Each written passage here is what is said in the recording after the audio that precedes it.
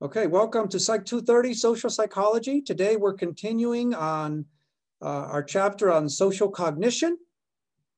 Talked about several things, right? This is going to be part 2. We already talked about social cognition, the 4 core processes of social cognition. We talked about biases and errors that we tend to commit when we think about ourselves and others. That's what social cognition is about.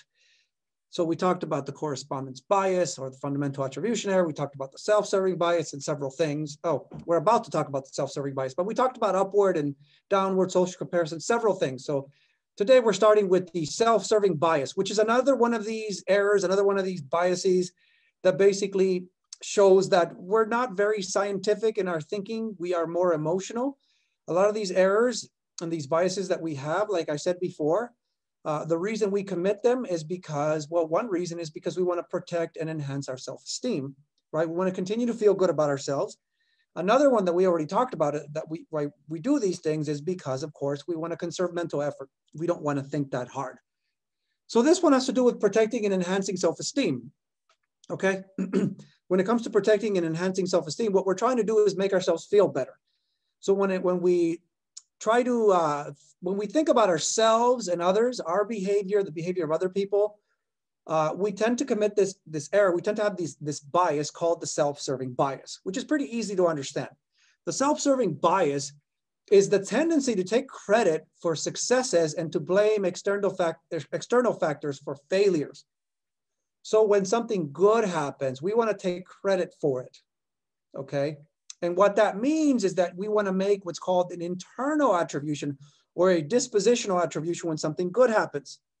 So like when you get a good grade in the class, you want to say it's because you're smart, right? It's because you're capable, right? Or at least you want to believe that. It's a dispositional attribution, okay? But when something bad happens, you want to blame external factors. When something bad happens, you want to make a situational attribution. You want to say, well, it's because I was sick, or the professor doesn't like me, or the professor can't teach, he's awful, or she's awful, right? That's the self-serving bias. When something good happens, we want to take credit. We want to make an internal / dispositional attribution. If something bad happens, we want to explain it away and say, it's the situation. And what this allows us to do is continue to feel better about ourselves. We don't have to think that we're dumb, right? Or lazy or unmotivated, right? We can continue to make excuses. And when something good happens, we want to take credit for it. And in that way, we continue to feel good about ourselves. This is actually something that's healthy to do, though it is a bias, it is an error, right? It's good because it allows us to feel good about ourselves. And if you're gonna be, function well, you need to feel good about yourself. By the way, I want to point out that if you are depressed, if you don't feel good about yourself, if you're mentally ill in some ways, and in this case, I'm talking about depression, you tend to do the opposite. When you are depressed, when something good happens, you say that you were just lucky, that you really don't deserve credit, right? So in that case, you make a situational attribution. And when something bad happens, then you blame yourself and you basically make a dispositional attribution. Say it's because you're stupid, you're dumb, you're no good. That's what you do when you're depressed. And that is unhealthy, okay? But when we are normal, when we are feeling okay about ourselves, when we're not depressed, we do this. And this is a healthy thing to do. It's called the self-serving bias. Take credit when something good happens. Blame the situation when something bad happens. All these things we've been talking about, I should have ended the last lecture with that last one, but all these things we've been talking about, whether it's the self-serving bias, the fundamental attribution error, the actor-observer effect, all these biases, well, it's a form of bias, a form of mental bias, right? So all these strategies for conserving mental effort and enhancing and protecting our self-esteem, so these biases allow us to be lazy in our thinking, they allow us to continue to feel good about ourselves, they're all a form of bias. Okay, the correspondence bias, actor-observer effect, self-fulfilling prophecy, all these things, right? All cognitive heuristics, right? They're a form of bias. They're sort of errors that we tend to commit, okay? So we do not think like scientists, right? There's one theory that says that when it comes to understanding ourselves and others, that we are like basically naive scientists, that we take the available evidence and then we make a judgment or a decision, an interpretation. And that's not really how it works according to research. According to research, we are full of bias, we're full of errors, we are emotional in our thinking, and we do and say things, we explain things in a way that suits us, in a way that makes it easy for ourselves and allows us to continue to feel good about ourselves. Now, there are times when we do this more and when we do it less. First, we're going to talk about when we commit these errors or make use of these biases more, okay? And one is when we're physiologically aroused. And usually what we mean by that is when you're upset. When you are upset, you are more likely to use the self-serving bias. When you're upset and you fail the exam, you are even more likely to say, it's because of that stupid professor. He's awful. He shouldn't even have this job. He's no good, right? You're more likely to say that, right? You are more likely to want to take credit when something good happens, when you're upset, right? You know, well, maybe if something good happens, you wouldn't be so upset. But if you are upset, it'll be like, you see, I told you, right? I told you that I'm smart or whatever it is. You're more likely to do that when you're upset. You're more likely to defend yourself when you're upset. And that means that you're going to even more biased, even more likely to protect your self-esteem, right? When there's complex situations, when it's hard to understand what's happening, you are more likely to be lazy in your thinking and go with what comes easier, right? A very biased opinion or an error, right? And more likely to want to protect your self-esteem. So, you know, when it's just a complicated situation, like maybe the issue about healthcare, let's say, right? You know, should there be healthcare for everyone, right? Regardless of what you can pay and all that stuff. Should it be provided by the government? I know there's people on both sides of that, right? And it's a complicated thing. Now, maybe you're for it, you're against it. And why are you for it? Why are you against it? What does it say about you? Is it situational, right? Is it because you're poor and that's why you believe in it, right? Because you need it, right? Or are you better off, right? And maybe you don't believe in it because you believe that those people need to take care of themselves, right? They need to pull themselves up by their own bootstraps, whatever it is. Well, however we explain the situation, right? However we want to explain it, when it's complicated, when it's something like healthcare or something complicated, even immigration, all that stuff is complicated. But we are more likely to commit these errors. We're more likely to be defensive. We're more likely to be lazy in our thinking and go with shortcuts when it's complicated. That's what the research says. When we're in a good mood, we're also very likely to also take shortcuts. When you're in a good mood, right? And you fail the exam and you're in a good mood. It's like, yeah, no, I'm fine. I'm okay. I'm smart. It's just that instructor, right? It's his fault. He's no good, right? That kind of stuff. Or you're in a good mood and something good happens. Like, yeah, I'm awesome. I know it. You know, that kind of stuff, right?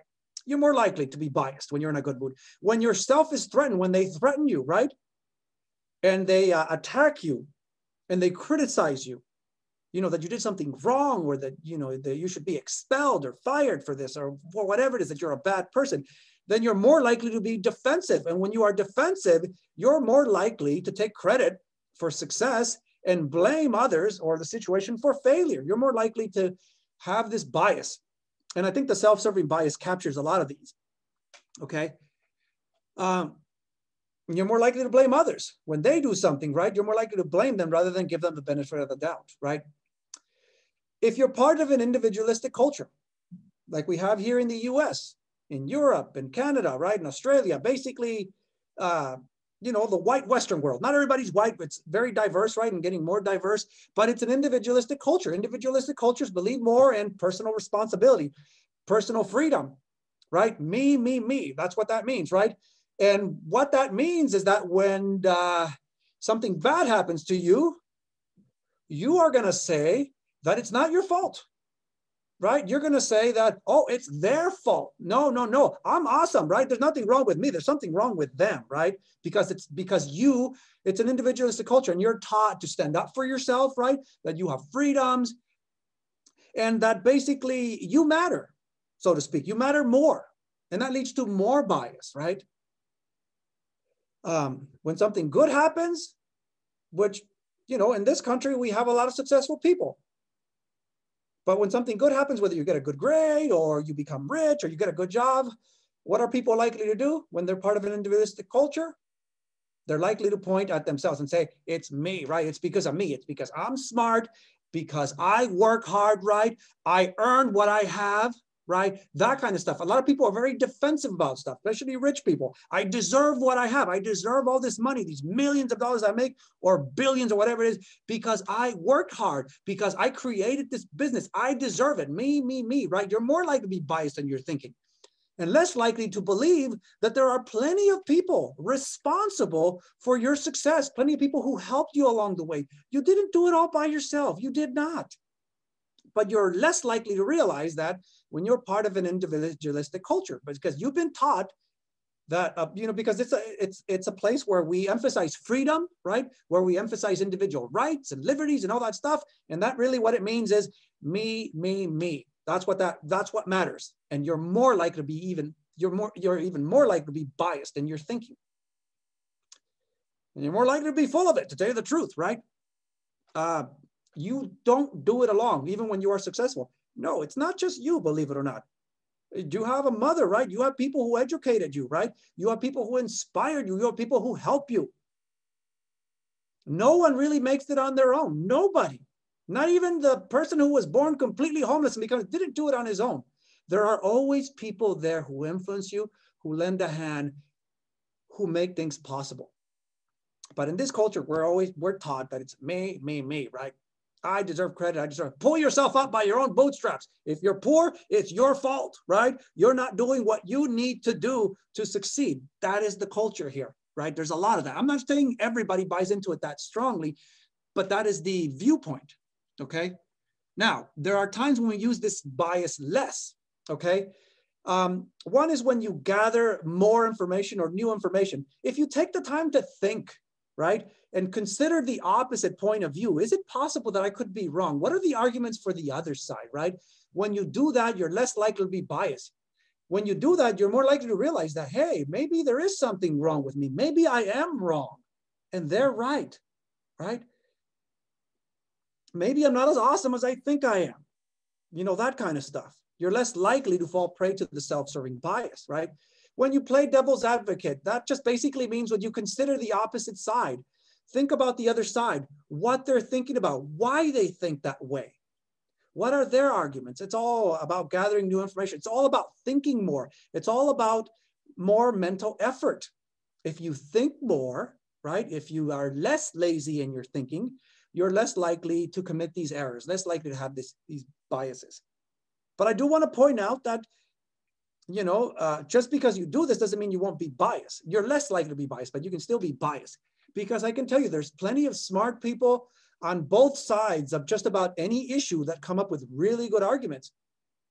But we're all biased and we want to believe what we believe, right? We need to reward mental effort. We need to reward people for actually thinking for themselves, for actually considering the evidence, for doing all those things. And not just going on YouTube and hearing what somebody has to say, right? And not just believing what people tell them, whether it's their family or their friends. If you grow up in a certain kind of environment, you're going to grow up believing different things than if you grow up in another environment. And that's how people end up on different sides, fighting with each other about what they believe. You know what? Let's consider the evidence. What do the scientists have to say? What do the researchers have to say, right? Let's reward mental effort. And that is what school is for, by the way. Teach you how to think. Not necessarily what to think, but how to think. That's what this class is about. It's about critical thinking, right? How to think intelligently. You have a paper assignment. It's all about critical thinking, okay?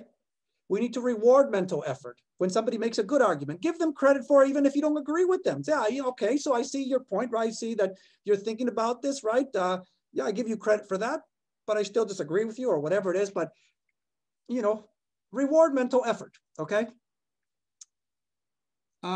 There's more information about when we use them less, when we're less likely to be biased. When we're in a negative mood, believe it or not, specifically sadness, not all negative moods, because anger is also a negative mood that makes you more biased, but it's specifically, research has shown that when you are sad, you are more likely to stop and think. Something is wrong, I'm sad, right? What is happening? It makes you think more. And then you're less likely to be biased. You're less likely to just think that you're awesome and that everyone else is awful, right? You're more likely to consider, points of views, more likely to consider the evidence if you're sad. If you're angry, then no, right? You just go with whatever you feel. But if you're sad, you're more likely to think. You're more likely to blame yourself. And sometimes, you know, you are at fault. Sometimes you did do something wrong. You're not perfect. When you're sad, you're more likely to realize that. When there are unexpected events, like something that is unexpected, what happens there is that makes you think more. Wait a minute, something happened here. Something's not quite right. I need to think about this, right? Like there's a good student. And that good student, right, gets a bad grade. It's like, wait a minute, this is not supposed to happen. Something went wrong here, right? Something happened to this student. So maybe this student, we can't really say that this student is dumb or unmotivated. Something happened here, right? There's something else. Maybe it's the situation. Or maybe it is the instructor, right? You know how you're like, you see how that leads you to think more and consider maybe the other side, the other possibility, right? When it's unexpected. Right? When you have a need for cognition is a personality thing. There are people who enjoy thinking, solving puzzles, analyzing arguments, people who are very analytical, very logical in their thinking. It's a personality thing. Some people are low in their need for cognition and they're more likely to be biased, right? And people who are higher in need for cognition, those are the ones that really enjoy thinking and enjoy using logic and reasoning, right? And enjoy looking at the scientific evidence and enjoy arguing and debating and that kind of stuff, right? They're less likely to be biased because they're more likely to consider the information as opposed to someone who just doesn't want to think about it and just want to believe whatever they believe. It is a personality thing. Some people are low in need for cognition. Some people are high. Some people are in the middle. If you're trained as a scientist, you're probably high in need for cognition. You like to think about things and think about possibilities and you know, and that's the thing, you know, about people who have those kind of jobs. They're usually they think more, they like thinking more. And some people, it's like, my brain hurts, I don't want to think about this, I don't want to think about it, right? And they're more likely to go with whatever biased opinion they may have heard. Okay, high cognitive resources. What that means is that if you have more intelligence, if you have a better memory, you're less likely to be biased. You're more likely to consider the other point of view. You're more likely to stop and think. You're less likely to just give credit to yourself when you don't deserve it, right? Things like that. If you are intelligent, and intelligent people are usually less biased. They usually tend to fall on a certain side of the issue. Why? Because they think more and they consider the evidence, right? They're more likely to be right, by the way, than the people who are not so intelligent and the people who are just going to go with whatever they believe because somebody told them and they don't think for themselves. It's harder for some people, by the way, to consider the evidence, to think for themselves. Some of them aren't capable of understanding the evidence. Some of them don't care. They don't understand. They don't have the education. Education matters too, right? But I'll tell you something. When it comes to certain issues, you usually want to fall on the side of the intelligent people, right? Of the researchers, right? Of the scientists, of the educators. They're more likely to know what they're talking about than those other people who are anti-science, who are anti-research, right? That's just very biased, right? They're not considering the evidence, or they're living in another reality, just to make a point, right? About some things that I've been hearing lately, or some things you may be hearing, right? These people are less likely to be biased.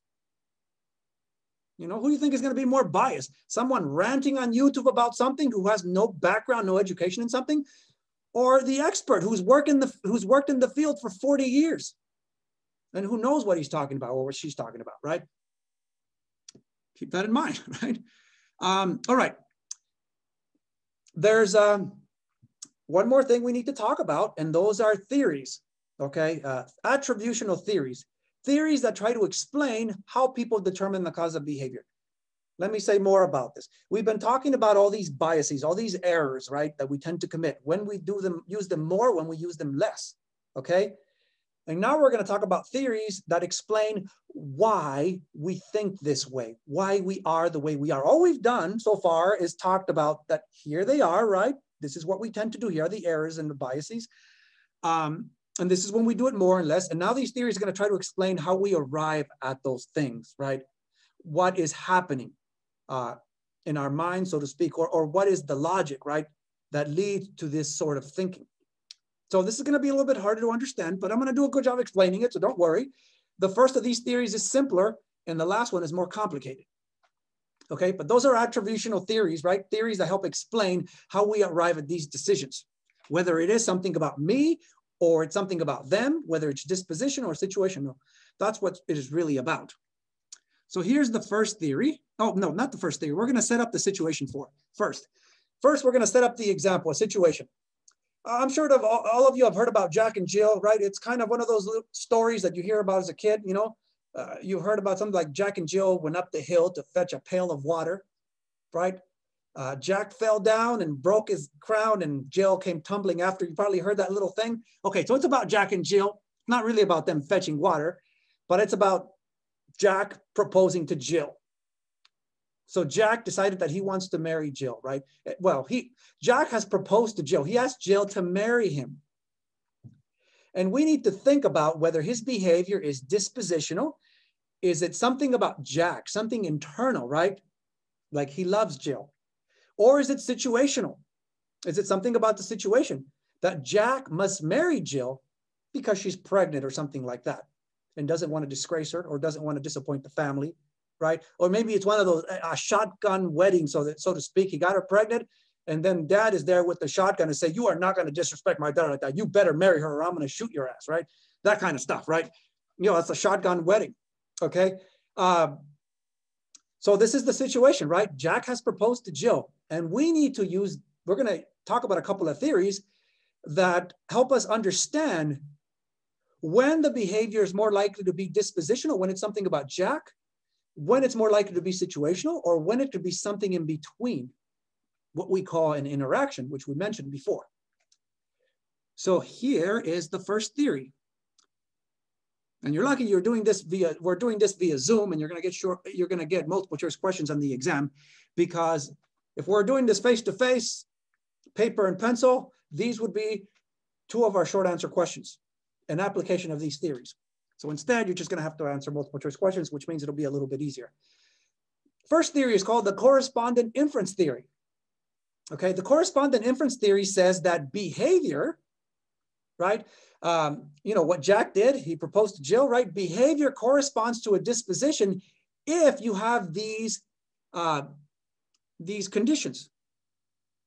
So in other words, Jack really meant, basically, Jack proposed to Jill and he really does love her. He really did mean it if you have all these situations, right?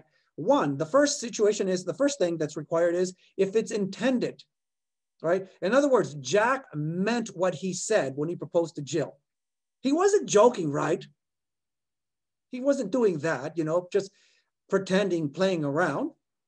You could imagine how that would be mean, but people have done things like that jokingly, right? He wasn't drunk or high on some other drug, right? He intended it, right? He meant it. That's what that means. That's one condition that's necessary according to the theory. Another one is that the situation, or basically that it's foreseeable, right? That the outcome is foreseeable. In other words, Jack knows what he's getting into. He knows what marriage is like. And he still asked her to marry him. He knows that marriage can be hard, that they often don't work out, right? That marriage really is hard. And I'm telling you guys now, it is hard, okay? It starts out really good and there's ups and downs. Sometimes it's really bad. Sometimes it's in the middle. Sometimes it's good. And sometimes it's awful and you want to get away. A lot of them don't work out. Jack knows all of that. And he still asked Jill to marry him, right? So he meant it. It was intended. It was foreseeable. He knows what he's getting into, okay?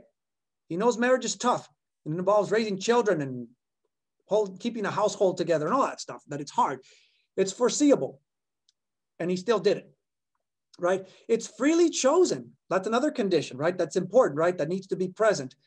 In other words, Jack is not being pressured or being forced by other people to marry Jill. It's not that Jill is pregnant and that basically the dad is basically threatening him and say, you better marry my daughter or I'm going to kill you. Not that sort of thing. It's not that basically the family is pressuring him that, hey, you're getting older, you need to get married. Hey, you're with this nice young woman, why don't you marry her, right? You're not going to do any better, right? He's not being pressured in that way. Or Jill's family isn't pressuring him, right? Nobody's pressuring him, and he still did it. He still asked her to marry him. And the last thing, it occurred despite opposition. Jack's family hates Jill. They don't think he should marry her, and he still proposed to her.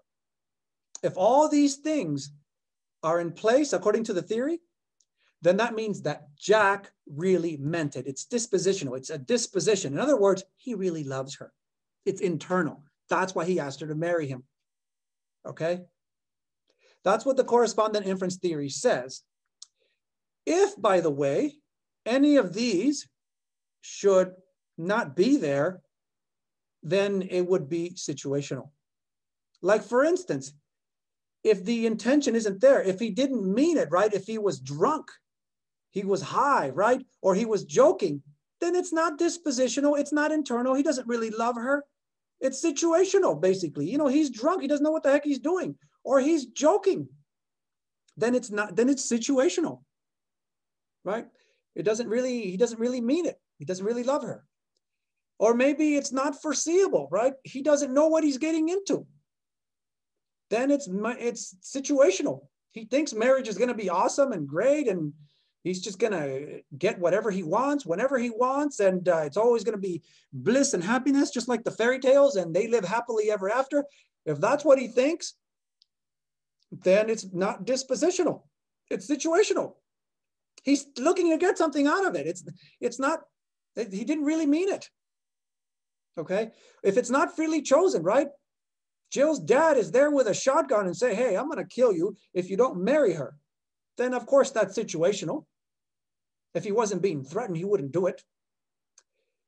The last one doesn't quite work. Occurred despite opposition. It's possible that there is no opposition and Jack can still mean it. It's possible that, you know, Jack's family kind of likes Jill, that they don't hate her, right? They're not opposed to it. And Jack can still propose, and that can still be internal. So the last one doesn't really work. But what the theory says is you need all of these things for it to be internal, for it to be dispositional, for Jack to really mean it. Although the last one, it can tell you, is a little weak. The last one doesn't seem to be necessary. Let's keep going. Here's another theory. This one is a little bit more difficult. The covariation model tries to explain, just like the other theory, when a behavior is dispositional, when it's something about the person, something internal, something stable, or when it's situational. The covariation model says that people determine the cause of an actor's behavior, could be their own behavior or somebody else's behavior, by assessing three things, by looking at three things. Consensus. In other words, does everybody do this? Does everyone agree? Distinctiveness. Does it only happen in this situation, or does it always happen? And consistency. Does it happen again and again? Or is this something rare? Okay, or did it only happen once? You know, that kind of stuff. Those three things, consensus, distinctiveness, consistency, are the three things you need to think about when determining whether it's situational, whether the behavior is situational or dispositional. But I will tell you, it's a little bit harder to understand this theory, and especially to apply it, because students tend to get these things confused. Sometimes they confuse consensus with consistency, or sometimes distinctiveness with consistency. Those all mean different things, and you have to keep them straight. You have to remember what they mean. Okay, so therefore we need to look at some examples. And again, it's about Jack and Jill. So here's the first example. Okay. So we have the situation that Jack proposed to Jill. Okay. Did he really, you know, is it internal? Is it something about Jack? Is it dispositional? Or is it something about the situation? This theory says that if consensus is low, distinctiveness is low, and consistency is high, if you have that pattern, then that means it's internal, that it's something about Jack, in other words. So for instance, consensus is low, right? What that means is that, okay, so Jack proposed to Jill, right? But consensus is low, right? Other people aren't interested in Jill. There's nobody else that likes her. Nobody else is proposing to her. It's only Jack. So consensus is low. Other people do not agree with him. Like, no, we don't want to marry her, right? So consensus, we don't like her, right? Consensus is low, okay? So that's one thing, right? That's the consensus. Distinctiveness is low. That means that what distinctiveness means, you know, does it only happen in this situation, right? Is it only Jill that Jack wants to marry? It turns out that it's low. In other words, no, it's not only Jill. Jack will marry anyone. It doesn't have to be Jill. It could be Jane or Justine or whatever, whoever else it may be, right? Trying to come up with names that just start with J. June, right? Well, whatever it is. But yeah, Jack will marry anyone. Distinctiveness is low. It doesn't have to be Jill. So other people aren't interested in Jill. It doesn't have to be Jill. And consistency is high. In other words, Jack keeps asking. He keeps proposing. He's proposed every day this week. He keeps proposing, keeps asking until he gets a yes, right? Low consensus, low distinctiveness, low consistency. That pattern, that combination, according to the theory, gives you an internal attribution. The reason Jack is proposing to Jill, the reason he's asking is because it's something about him. It's not the situation. It's something about him. And in this case, the situation is that he is desperate. It's not really about love because he'll marry anyone, but he's desperate. It is still something about him. Yes, there are some people who marry because they're desperate, because they can't find anyone. And once they finally find someone who actually likes them, they want to make sure they get married because they know that if they lose that person, that it's not going to be easy to find somebody else, right? So they could be desperate. Or maybe they could find somebody else, but they're desperate because, you know, they just really need something now and they don't want to wait and start all over. Okay, so consensus low, distinctiveness low, consistency is high. That pattern gives you an internal attribution. There are other patterns possible. This one's easy to remember. If the consensus is high, distinctiveness is high, and consistency is high, then that gives you an external attribution according to the theory. So if consensus is high, that means that everybody wants Jill. Everybody wants to marry Jill. You know, it's not just Jack. Everybody wants Jill, or lots of people want Jill. There's a lot of consensus, a lot of agreement about that, right? Distinctiveness is high. Jack only wants Jill. He doesn't want anybody else. He only wants Jill. And consistency is high. Jack has been proposing every day this week, right? If you have that pattern, consistency is high, distinctiveness is high, consensus is high, distinctiveness is high, and consistency is high. That pattern together, right? All those things, right, lead you to an external attribution. That means that it's not something about Jack. That means it's something about Jill. Jill is hot. Jill is desirable. That's why he proposed, right? It's like those very attractive women that you sometimes hear about, maybe like the ones that are on TV, that are so gorgeous and they're on TV, and that's the reason why they're on TV, because everybody loves them or they think they're gorgeous, right? You know, people see them walking down the street and some random stranger would just walk up to them and ask them to marry them. Ask them to, you know, yeah, ask them for their hand in marriage, right? Just ask them to marry them, right?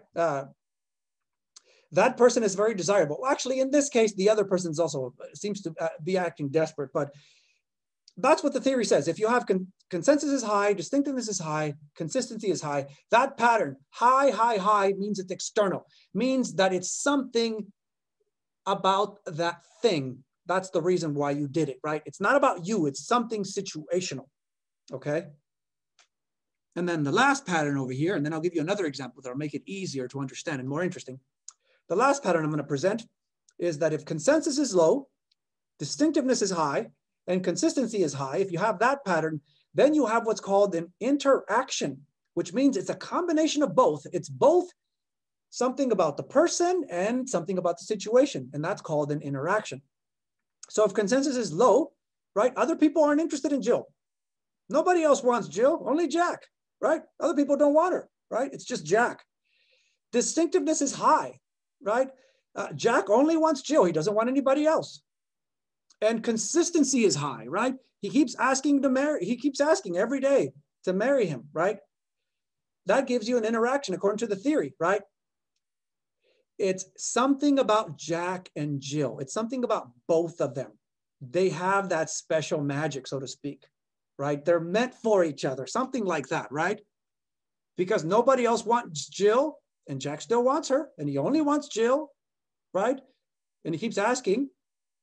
That suggests it's a little bit of both, right? That Jack loves her, but him and Jill are they just work really well together. It's an interaction. Let me give you another example to help you understand. That'll make it more clear. And I have to be honest, I didn't come up with this clever example. Okay, so it was one of my students, and it's a very, very good example, and it'll help you understand this. So we'll start with this, right? So I'll phrase the question this way, okay? Why did John smoke weed, right? Why did John smoke weed? Is it something about John, dispositional, or is it something about the situation? Is it something about, the situation? It's something about the weed or something like that, or something else, right? If consensus is low, right? Other people don't like weed, okay? Distinctiveness is low. John won't just smoke weed. He'll smoke anything, okay? And consistency is high. He's been smoking weed every day. If you have that situation, according to the theory, it's an internal attribution. John really likes weed, right? John is a pothead, if you want to put it that way. He really likes that stuff, okay? That's an internal thing. Now, here's another one. Here's the other example. Consensus is high, distinctness is high, and consistency is high. If you have that situation, okay, then it's supposed to be external, according to the theory. So consensus is high, right? It's like everybody wants weed, okay? It's not just John. Distinctiveness is high. John only wants weed, right? He doesn't want those other drugs. He only wants weed. And consistency is high. He keeps smoking weed every day, right? Then that means it's external. There's something about weed, right? There's something about weed, right? It's desirable. Weed is desirable, right? And then you have this situation right here, right? When consensus is low, distinctiveness is high, and consistency is high, you get an interaction, a combination of the two. So consensus is low, right? Other people don't like weed, right? It's just John. John likes weed. Other people don't like it, okay? Distinctiveness is high. John only wants weed. I should have stuck with Jack, but now I'm using John, so I'll say John. Right, John only wants weed, right? He doesn't want those other drugs. Doesn't want ecstasy, doesn't want those other ones, right? He just wants weed. And consistency is high, right? He keeps smoking weed every day. That suggests it's an interaction. John and weed are just meant for each other, right? That drug and John just really work, right? It's something that really works for him, right? It's kind of an interaction. Some people and some drugs do really well together, and some people and some drugs, not a good combination. And this suggests that in this case, weed and John are a good combination, okay? And that is where I'll stop. I hope you found that interesting.